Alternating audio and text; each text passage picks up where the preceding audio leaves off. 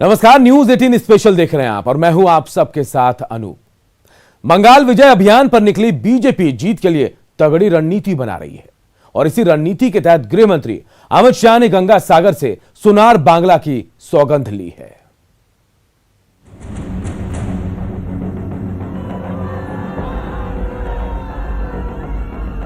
ममता दीदी ने यहाँ शासन चलाया है और बंगाल को नीचे नीचे नीचे ले जाए हैं। इस बार ये परिवर्तन यात्रा तय करनी है। ये बार बांग्ला, ये बार 200 पार 200 से ज्यादा सीटें जीतकर भारतीय जनता पार्टी की सरकार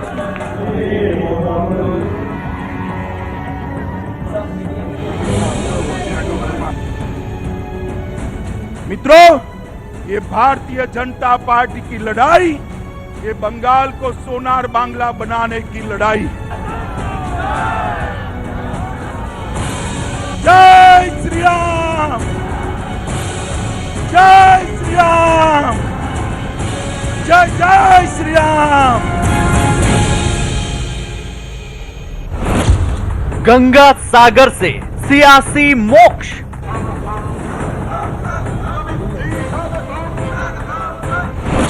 चुनाव तीर्थ से मिलेगी सत्ता। हम तृणमूल कांग्रेस को उखाड़ फेंकेंगे क्या? जरा जोर से बोलो, उखाड़ फेंकेंगे क्या?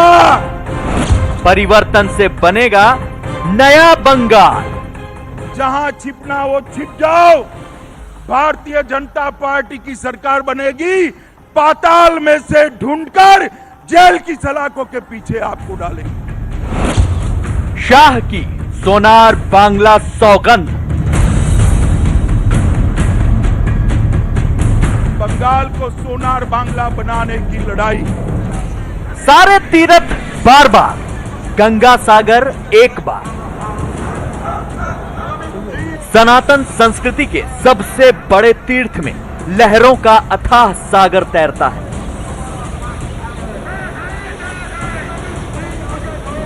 लेकिन अब गंगा सागर की धाराओं में सियासत का उफान उठने लगा है। गंगा सागर की धरती से बीजेपी के चुनावी रणनीतिकार और गृह मंत्री अमित शाह ने सोनार बांग्ला की सौगंध ली। तृणमूल कांग्रेस को उखाड़ फेंकेंगे क्या? जरा जोर से बोलो, उखाड़ फेंकेंगे क्या? जोर से बोलो, उखाड़ फेंकेंगे क्या? ये परिवर्तन यात्रा श्री नरेंद्र मोदी का संदेश लेकर आ रही है। हर विधानसभा स्तर पर बड़ी रैली होने वाली है। 1500 से ज्यादा सभाएं होने वाली है और हर बूथ के कार्यकर्ता इसके अंदर हिस्सा लेने वाले हैं। मित्रों, ये भारतीय जनता पार्टी की लड़ाई, ये बंगाल को सोनार बांग्ला बनाने की लड़ाई। बंगाल में चुनावी राजनीति की दिशा अब संस्कृतियों वाली सियासत के रास्ते पर है। संकेतों और संस्कृति वाली सियासत के राजनीतिक संदेश बहुत दूर तक जाते हैं। ये दो तस्वीरें बंगाल में बीजेपी के परिवर्तन संकल्प को बयां कर रही हैं। गृह मंत्री शाह साउथ 24 परगना के नारायणपुर में सड़कों पर पैदल चले, वोटर्स का अभिवादन किया। वहीं कुछ देर बाद परिवर्तन रथ पर सवार होकर चुनावी यात्रा को आगे बढ़ाया। बंगाल के चुनावी दौरों में गंगा सागर का यह दौरा कई मायनों में बहुत अहम है। गृह मंत्री अमित शाह का गंगा सागर दौरा नए चुनावी समीकरणों और संघर्षों की ओर दावा करता है। एक तरफ ममता बनर्जी बीजेपी के हिंदुत्व कार्ड को हराने के लिए गंगा सागर का जल घर घर पहुंचाने का वादा कर चुकी हैं, तो दूसरी ओर गंगा सागर पहुंचकर गंगा सागर के विकास का मुद्दा उठाकर गृह मंत्री अमित शाह ने ममता पर वार किया है। शाह के बंगाल दौरे की ये तस्वीरें संकेतों और सांस्कृतिक सियासत का संदेश बखूबी दे रही हैं। गृह मंत्री गंगा सागर तट पर पहुंचे और सनातन परंपरा के मुताबिक महातीर्थ वाले सागर को नमन। इससे पहले वो कोलकाता में सेवाश्रम संघ पहुंचे, यहां स्वामी प्रणवानंद की पूजा की। फिर गंगा सागर तट के पास कपिल मुनि आश्रम गए, यहां विशेष आरती की। इसके बाद साउथ 24 परगना के नामखाना में शरणार्थी परिवार के घर भोजन किया। फिर काकद्वीप में रैली की और परिवर्तन यात्रा को रवाना किया और 200 प्लस वाले लक्ष्य को लेकर टीएमसी को ललकारा। मित्रों, परिवर्तन, हम सत्ता का परिवर्तन नहीं चाहते। ममता बनर्जी की सरकार निकालकर भारतीय जनता पार्टी की सरकार लाना हमारा लक्ष्य नहीं है। हमारा लक्ष्य है बंगाल की स्थिति में परिवर्तन हो। हमारा लक्ष्य है बंगाल की गरीब जनता में परिवर्तन हो। हमारा लक्ष्य है बंगाल की माताओं और बहनों की स्थिति में परिवर्तन हो। ये परिवर्तन यात्रा इसके लिए लाए। गृह मंत्री अमित शाह बंगाल के 2 दिन के दौरे पर हैं। दक्षिण 24 परगना जिले के काकद्वीप में जब रैली का मंच संभाला तो ममता सरकार की चौतरफा घेराबंदी की। इस बात पर लोगों का खास ध्यान दिलाया कि ममता कैसे हिंदुत्व की राह पर चलने की कोशिश कर रही हैं। टीएमसी का सिंडिकेट तोड़ने के लिए ललकारा, लेकिन ममता की सरस्वती पूजा पर भी निशाना साधा। सरस्वती पूजा होनी चाहिए या नहीं होनी चाहिए? जोर से बोलो, होनी चाहिए या नहीं होनी चाहिए? सरस्वती पूजा बंद करा दी थी। ये तो दबाव आया भाजपा का कि दीदी सालों के बाद सरस्वती पूजन करती हुई दिखाई पड़ी है। मुझे तो बहुत अच्छा लगा, दीदी सरस्वती पूजन कर रही है। और ये लड़ाई हमारे बूथ के कार्यकर्ता और तृणमूल कांग्रेस की सिंडिकेट के बीच की लड़ाई है। सिंडिकेट के बीच की लड़ाई। ये सिंडिकेट वाले जो है वो आप लोगों तक आपका फायदा नहीं पहुंचने देते। मोदी जी चावल भेजते हैं, बीच में से ले लेते हैं।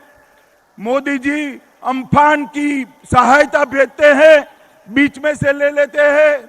आपको अगर सीमेंट खरीदनी है तो उसको महंगा कर देते हैं। मुझे बताओ, ये सिंडिकेट वालों को बदलने का काम आप करोगे या नहीं करोगे? बीजेपी को उम्मीद है कि संस्कृति और संकेतों की राजनीति का ये दौर बंगाल में परिवर्तन की बुनियाद तैयार करेगा। इसीलिए गंगा सागर सिर्फ तीर्थ स्थल या राजनीतिक दौरे वाली जमीन नहीं, बल्कि वोट बैंक को साधने का सियासी अखाड़ा भी है। गंगा सागर साउथ 24 परगना जिले में आता है। इस जिले में मछुआरों की बड़ी आबादी है। करीब 5 लाख मछुआरे रहते हैं। ज्यादातर मछुआरे बांग्लादेशी शरणार्थी हैं। मछुआरों को नागरिकता मिलने की उम्मीद है। गृह मंत्री ने गंगा सागर को पर्यटन क्षेत्र बनाने का वादा किया है। पर्यटन क्षेत्र बनने से मछुआरों के लिए रोजगार बढ़ने की रणनीति है। गंगा सागर को लेकर शाह का यह दांव ममता बनर्जी को राजनीतिक जवाब के तौर पर देखा जा रहा है। मुख्यमंत्री ममता बनर्जी ने जनवरी में मकर संक्रांति से पहले यह वादा किया था कि वो हिंदुओं के सबसे बड़े तीर्थ स्थल का जल घर घर पहुंचाने का इंतजाम करेंगी। जवाब में गृह मंत्री अमित शाह ने गंगा सागर के कायाकल्प का वादा करके इस तीर्थ स्थल से जुड़ी आस्था को सम्मान देने का संदेश दिया है।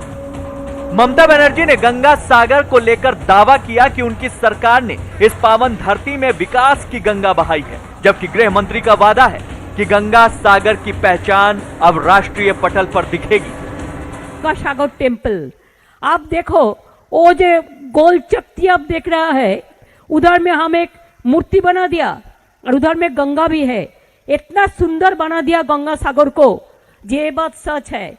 आगे सबाई बोलतो सब सागर एक बार, सब सागर बार बार, गंगा सागर एक बार। कि देखो पहले जिजिया कर था कि गंगा सागर में जो जाएगा उसको टैक्स देना पड़ेगा। हम सोचे ये क्यों करेगा, हमका गवर्नमेंट आने का पहले हमारा जिला परिषद को बोल के इसको हम हटा दिया था। मित्रों, ये गंगा सागर, उसको हम अंतर्राष्ट्रीय पर्यटन सांस्कृतिक क्षेत्र के रूप में इसको हम विकसित करने जा रहे हैं। और गंगा सागर को केंद्र सरकार की प्रसाद योजना के तहत भी हम लेकर आएंगे।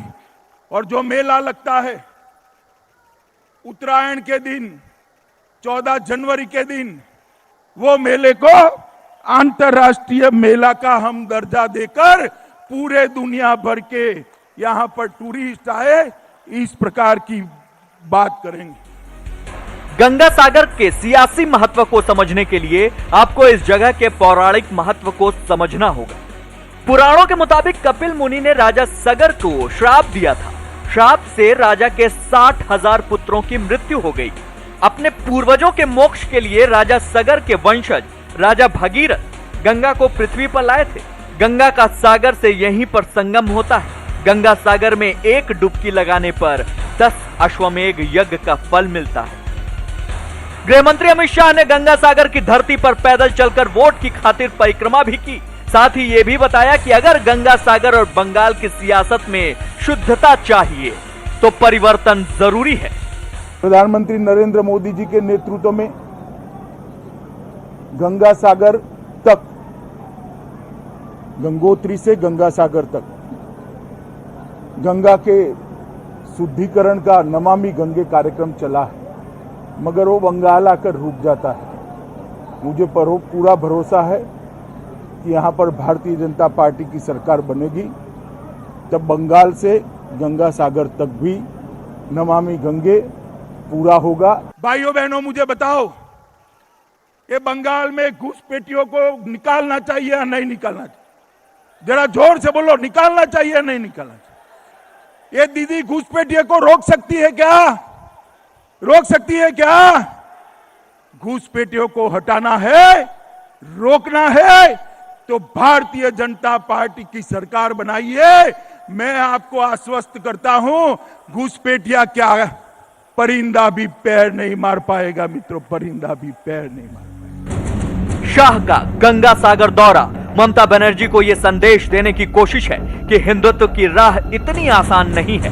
सिर्फ घर घर गंगा सागर का जल पहुंचाने से बात नहीं बनेगी। अगर हर घर वोट चाहिए तो गंगा सागर से लेकर पूरे बंगाल की धरती में विकास की गंगा बहानी होगी।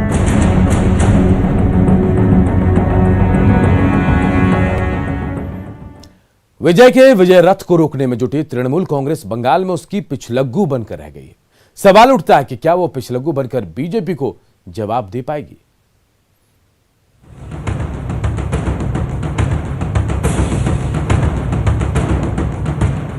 जय बांग्ला, जय बांग्ला, जय बांग्ला। स्पेशली ममता दीदी को भी जय श्री राम।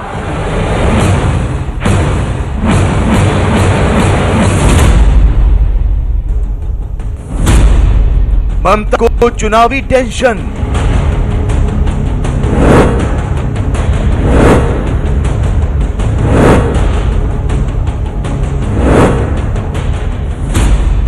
ममता के पास रणनीतियां खत्म।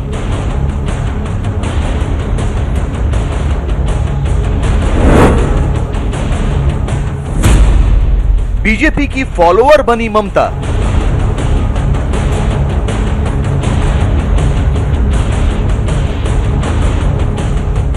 बंगाल में चुनावी रथों की परिक्रमा तेज हो चुकी है। बीजेपी और टीएमसी के बड़े नेताओं के दौरे जारी हैं। ममता बनर्जी के सामने बंगाल को अपने हाथों में बरकरार रखने की चुनौती है, तो बीजेपी ममता के हाथों से बंगाल छीनने की कोशिश कर रही है।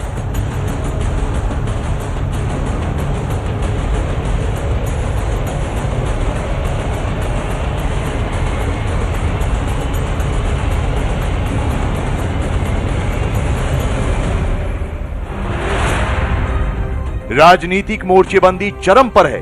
बीजेपी की ओर से हिंदुत्व कार्ड, सांस्कृतिक दांव, परिवर्तन की हुंकार भरी जा रही है, तो वहीं टीएमसी की ओर से सबसे बड़ी रणनीति यही है कि उसकी खुद की कोई रणनीति नहीं।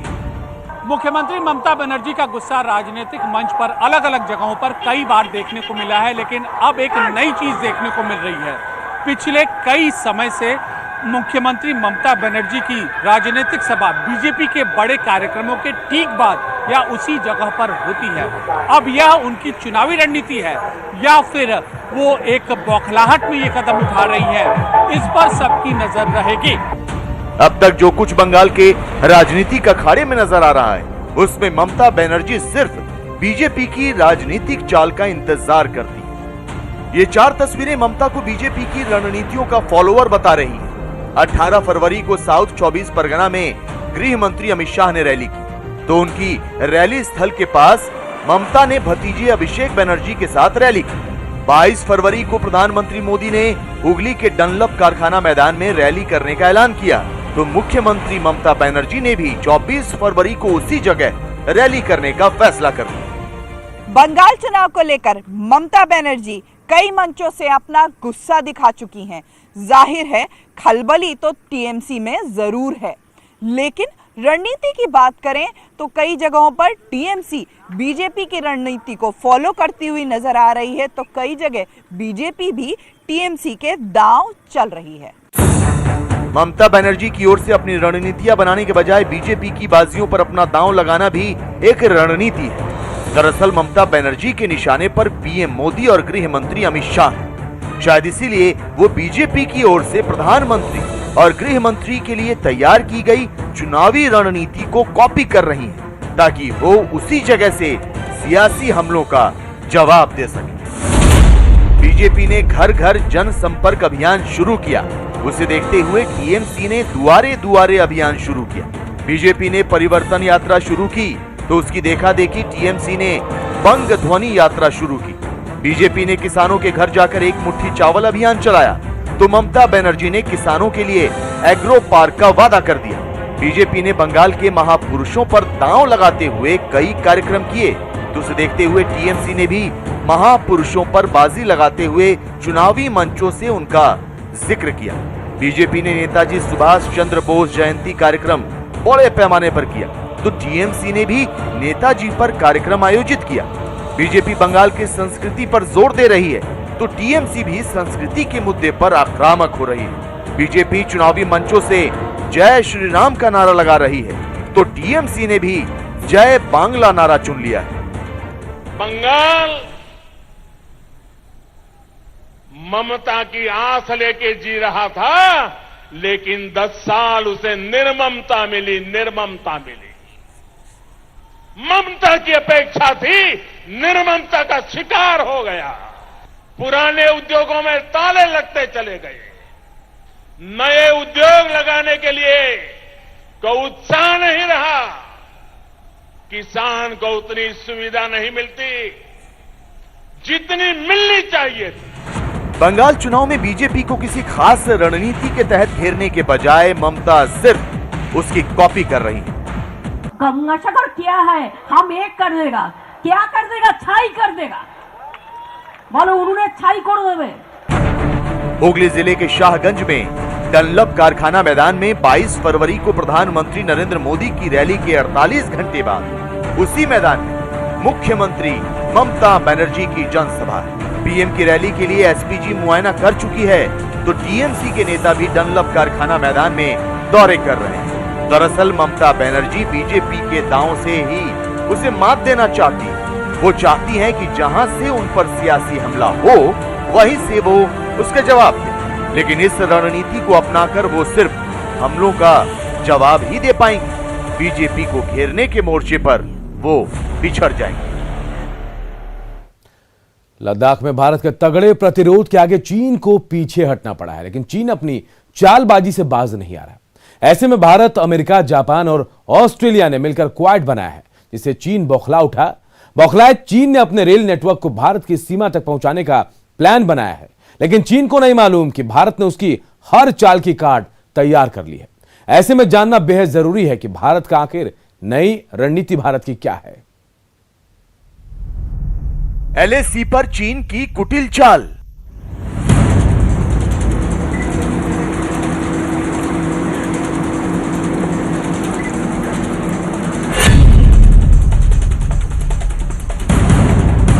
चीन की रेल लाइन वाली साजिश।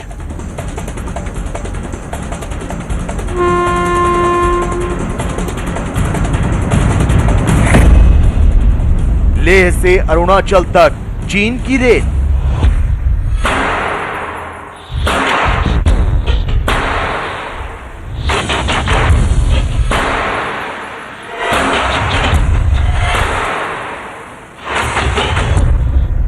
बीते 9 महीनों के दौरान चीन ने कई मर्तबा एलएसी से घुसपैठ की कोशिश की।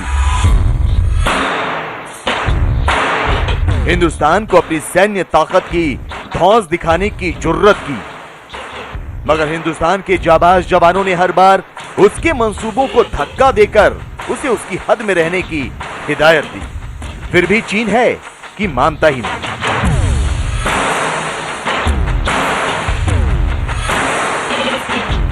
अपने गहरे हो चुके जख्मों का हिसाब चुकता करने की गरज से चीन के सुप्रीम कमांडर ने बिसात पर एक नई चाल चली है।